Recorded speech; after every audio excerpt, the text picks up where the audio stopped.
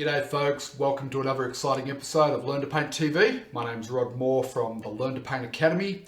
Excited to be able to bring you this week's episode. Now this week we're going to do a terrific little seascape painting. This is Coolum Beach. I was down there just the other day and I took this photo. It was a beautiful winter's day, about 26 degrees, sunny blue skies, and I was walking through the water and I took this great photo. So let's get underway and we'll do step one, our drawing. And the most important thing about, when you get a photo of a subject you want to paint, the most important thing with the drawing is to identify what are the big shapes. And if you can get those right and get them placed on the canvas correctly, then you're underway, you've made the right start. So this horizon line or water line through here is our sort of key determining line. And then we've got one big shape is this part of the cliff here. Got another one there, but if we lump them into one, that's one big shape, right? The sky is our second big shape. This water mass is our third big shape. And then this sand area with a bit of reflection is our fourth big shape. We'll start step one. I'll just get a little bit of water on that brush and we'll start at step one's our drawing. We'll just get a little mauvey dark color happening there. Now I'm using the Acrylic interactive paints. And I've got up on the board there ultramarine blue and permanent crimson from that particular brand. And this is really the only time I use water with acrylics. The way we use acrylics, the way I teach to use acrylics on Learn to Paint TV and with the Moore method is that we're going to use it like an oil paint, right? So just keep that in mind. Now, that water line is not quite at the halfway mark. Halfway would be around about there. So I'm just going to drop that through to around about there. I'm going to run that through there. Well, basically we'll run it right through there. Okay. Now notice I'm not trying to go for perfection in my drawing. All I'm doing here is mapping out where the big shapes are going to go.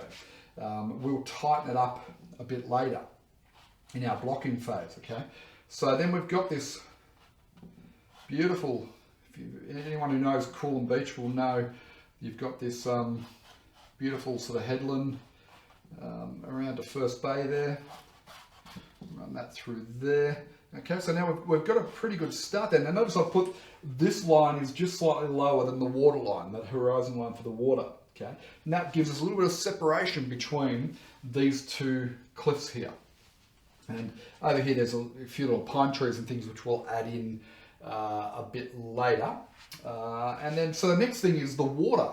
The water comes in a V shape. It runs through there and then it runs kind of how you'd expect a beach to run around about there.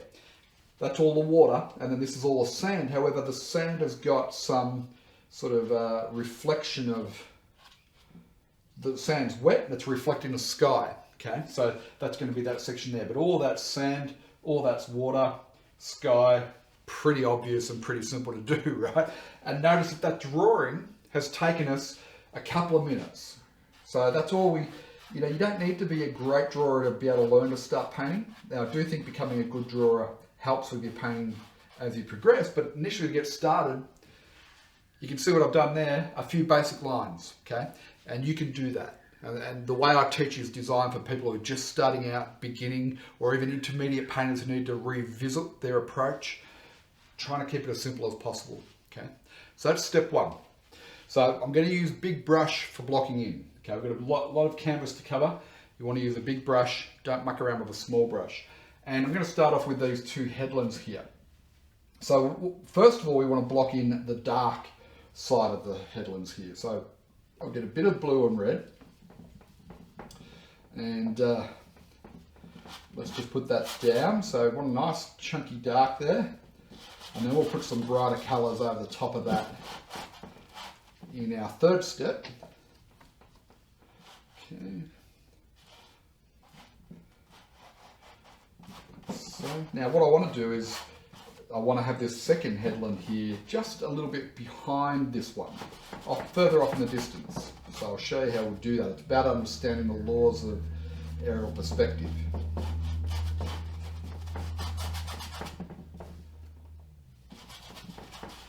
bit more pure colour in there. Okay. So that's good, that's all we really need at this stage for our blocking. So to get this one, we don't want to use the same mix of colour.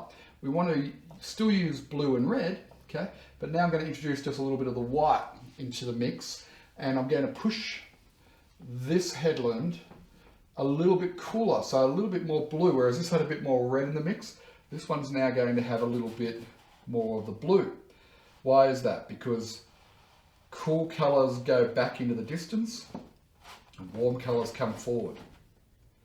Okay, so knowing that, we can use that to our advantage and create a sense of depth into our painting. Okay, learning to mix colour is a fundamental skill of painting. If you've got 45 colours up on the palette there, you never learn how to get the right colour relationships and how to create unity in your painting. So we keep it simple and we learn how to mix our paint. Now, a lot of paint here. See how much paint I've got in the brush there? Big brush, a lot of paint. This is what I find with a lot of people starting out on their journey with painting is they don't use anywhere near enough paint with acrylics, and then they wonder why it's drying so fast. Okay, so acrylics will dry fast if you have a skimpy amount of paint.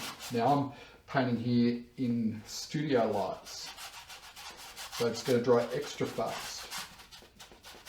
But trust me on this, if you use more paint than probably what you're using right now, you'll find acrylics so much easier to work with. So use luscious amounts of paint.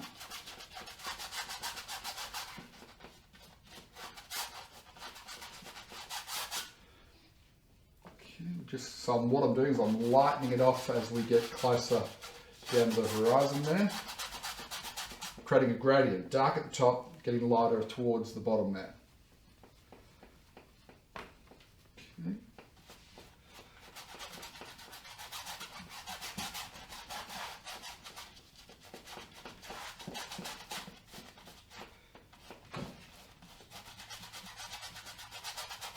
You can see I'm scrubbing that fairly vigorously to get that paint on. So I'll lighten it up down towards the horizon. Be careful not to pick up too much of that wet dark, but if I do pick up a little bit, that's okay.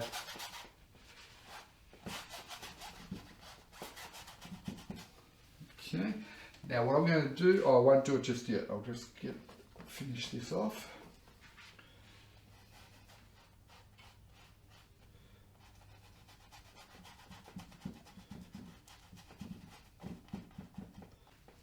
However, it's got to be darker than the sky at the horizon line.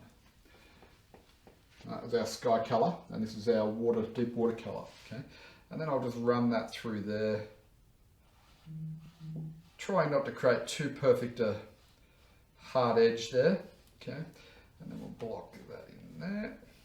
We'll run that up through there. Now, start horizontally, but as we come towards the beach, the angle of our brush strokes has to shift, just because of the angle that we were standing on when we took the photo, right? So now add a little bit of yellow into that mix. And in reality, the water is fairly turquoise when it gets into the shallows, just because the water's so clear, I guess. So that's subtropical clear water. Now again, I'm just blocking in colour here. I'm not too concerned about getting this 100% right just yet. We will, because I'm a little bit light through there maybe, a little bit too much white, but hey, we will fix that up in our next step. And we'll just block that sand in. Okay. And again, we can come back and detail all this up later. Well, we will do that. Okay. But now I just want to get some sand colour there.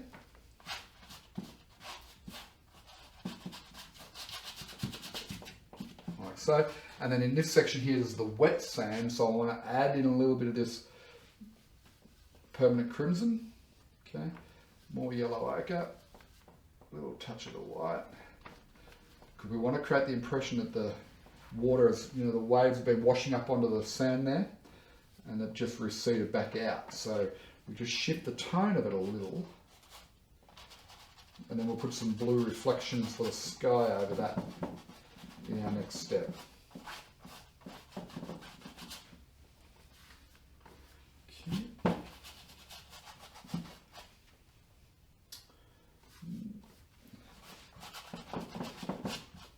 Running out of paint.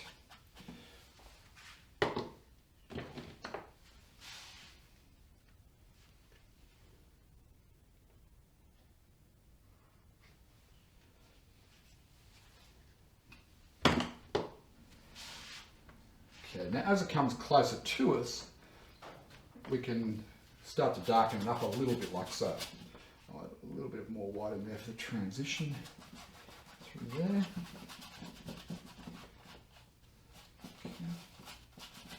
Might just bring that back out there, that wet sand, because I'm going to have a couple of pine trees there and I want those to reflect a little bit in the wet sand.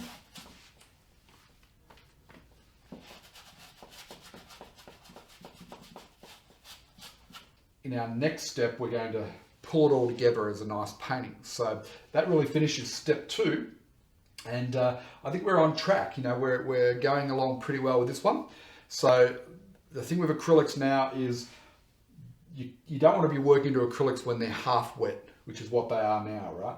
So they're in the process of drying. There's a lot of thick paint here and there. What we need to do now is just stop for a moment and allow this to fully dry, and then come back when we know that it's going to be fully bone dry. And that's going to be in about an hour's time. So I'm going to pause the video and I'll pick it up again in about an hour and we'll finish this one off. And I think it's going to turn out pretty good. It's going to be a nice little scene of Coolum Beach headlands. Anybody who's been there will know this subject, and you know, it's a great one to have a go at. So I'll see you in about an hour. Okay, welcome back folks. Well, this has had a chance to dry off. It's bone dry now. So we're going to go on and do step 3 of the More method of painting. Now in step 3, we slow down a bit and we take our time and we start to detail up our painting, working on our big shapes and adding in details and then highlights and finishing touches until we get to the end of a finished painting. Now I mentioned we want to do this one a little bit more sort of abstract. Up until now, it's been pretty standard blocking, but I'm going to use a lot more of the palette knife work in this step here now. It's just a little flat one. You can use any particular type of palette knife that you like. I've got a few different types here, whichever one you feel comfortable with. But I like to develop a habit of, you know, every now and then playing around with different tools rather than using the same ones over and over. So that's why we're going to play around with the palette knife. You can achieve similar effects with a brush, but I think, you know, we'll put on some paint here today with the palette knife. So we're going to start with this distant headland, and then we'll work to this one, and then we'll bring up everything else around that. So the first thing is this headland has both foliage and sand and rocks. So we need to get those in, but the color that we use in here cannot be as saturated and as punchy as the color we're going to use in the front here. So we need to keep that in mind. So therefore we're going to grey things back a little bit. So I'll start off by putting in some sand. I'll use some white there and obviously some yellow ochre, because these are sort of like sandy headlands here, right? So we'll use a standard sort of sand color right there.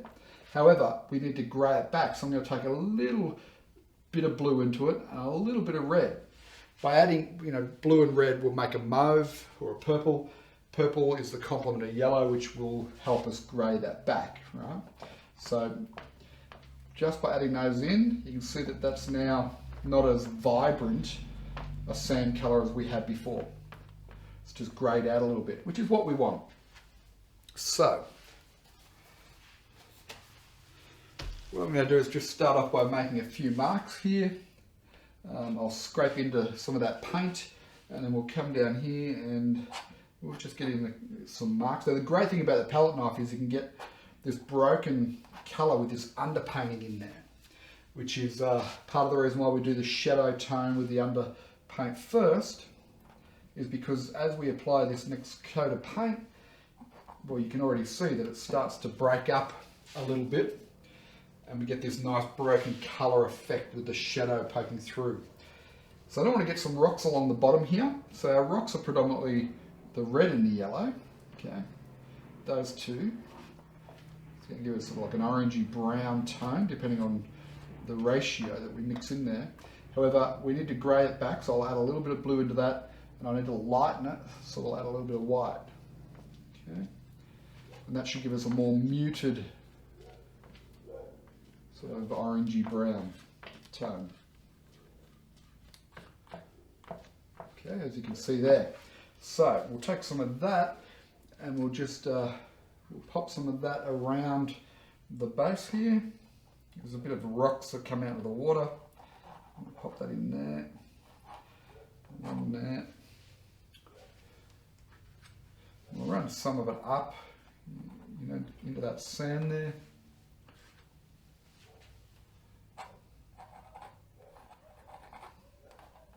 Okay, so that's going along nicely. Now we need a green for the foliage in there, which is obviously going to be our blue. It's going to be our yellow ochre. It's going to be some titanium white and a little bit of red just to grey it back. So we get a more muted sort of green, okay, which is what we've got there. So I'll scrape some of that off and then let's just start to work that in. Now I want that green to be a little bit darker than that. A little bit darker. I want it to be a bit darker than the sand is what I was comparing it to there, because everything in painting is it's a matter of comparison, isn't it?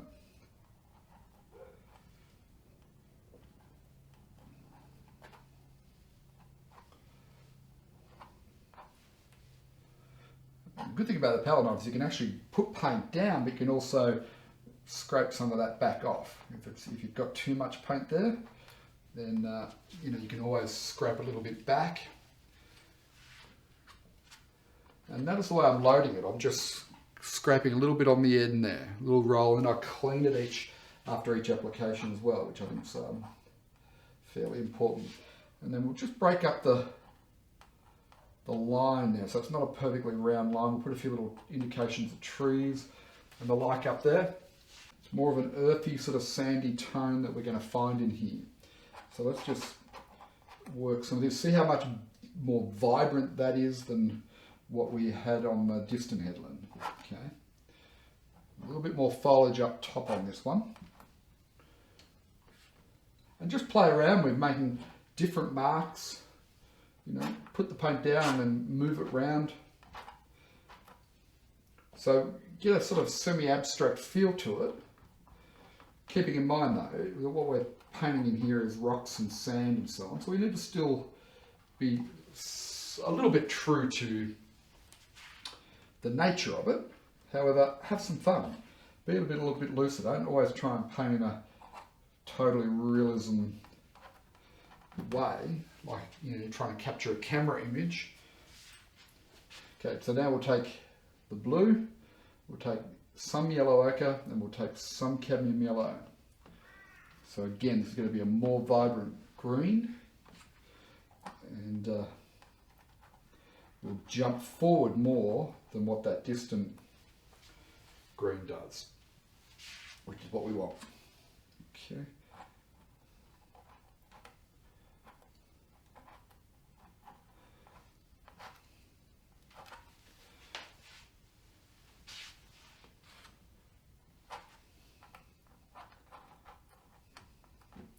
Work some of it in and around that sandy colour.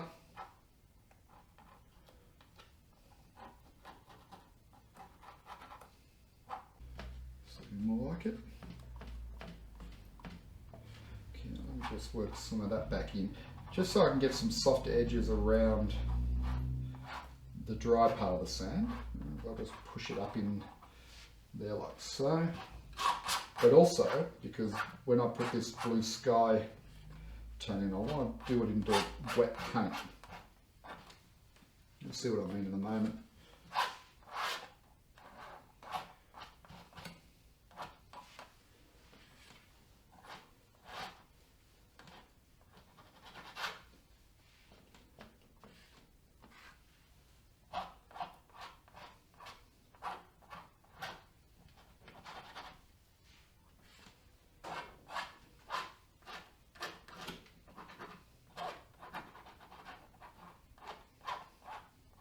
Create some nice interesting textures, but now what I want to do is get some of this white, and I want this to be a fairly clean colour, a little bit of the blue, so I'll introduce that gradually. Okay. And this is going to be the colour of the sky reflecting on the wet sand. And what we want to do is just scrape it off.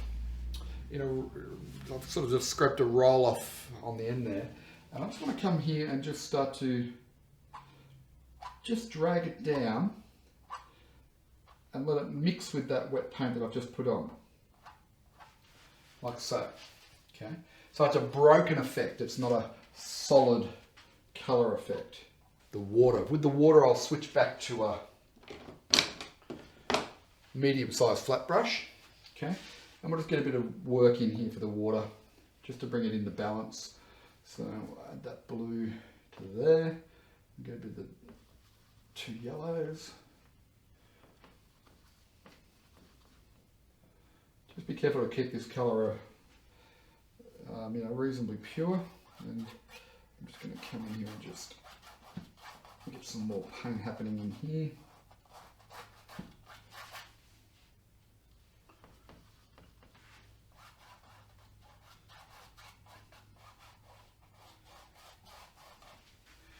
Now you can see that I'm putting that against fairly dry paint.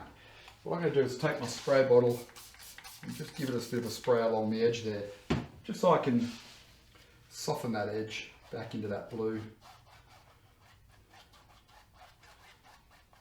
So, at the moment it's looking like too big of a jump, so I'll get some more blue and white.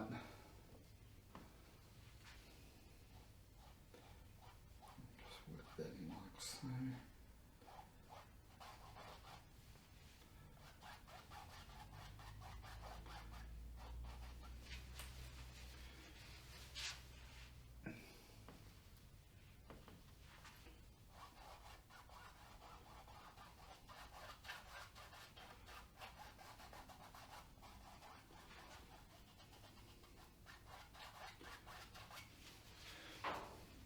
Okay, and then I'll get a little bit of that blue and white. Struggling for paint at the moment. There's some, and I'll just run some of that up in here.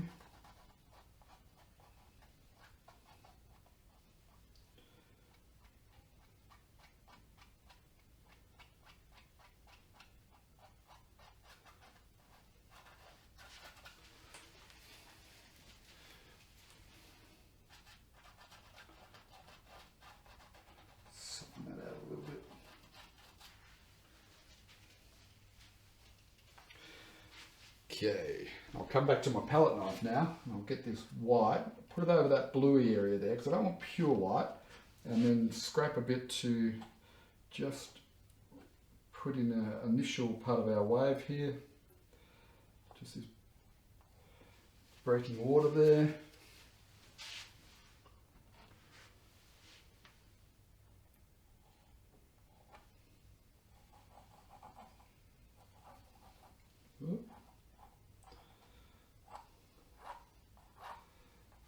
Some white foam over there.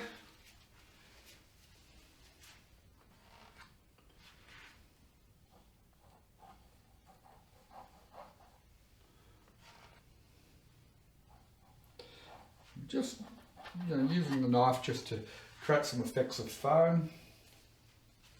As far as our demonstration goes, I think we'll leave it there. I mean, that's a good little sort of semi-abstract impressionistic view of Coolum Beach. It's got some nice bright colours, so if you were to put it up on the wall, it's going to have some impact in any room, a living room or a beach house. And it's got a lot of movement and life to it, okay? Because the photo itself is fairly flat, fairly dull, so we've punched it up, we've made it more interesting. We've used some sort of semi-abstract information in there with the palette knife rather than detailing up every little rock and so on. So it's been a bit of fun. I hope you've enjoyed it and have a go at this one. It'll take a bit to get used to the palette knife, but I've done a couple of versions of this myself. There's another version of it, and sometimes you have to play around until you get the feel of how to use the different tools. So you may need to play around with the palette knife if you're not used to it. And I'm constantly playing around with different tools and learning different things. But you can certainly do this one. Just follow the steps and then just take your time with the detailing up. And you can see I made mistakes and then I went and worked back over them. So that's perfectly fine as well. So let me know how you go with this one. I think you'll enjoy doing this one if you love beach scenes like I do. So hope you've enjoyed this week's episode of Learn to Paint TV. Make sure you check out all the episodes. I'll put the address underneath me, www.learntopaint.tv. And make sure you also register for a free course where I go into the more method of painting and our approach in a lot more detail for you. And you'll get that at the Learn to Paint Academy. So it's www.learntopaint.academy, and then look for the button to the free course, and you can sign up and take our free course there, and I look forward to seeing you over there as well. Hope you've had a great day. Hope you've enjoyed the painting, and happy painting until next time. Cheers for now.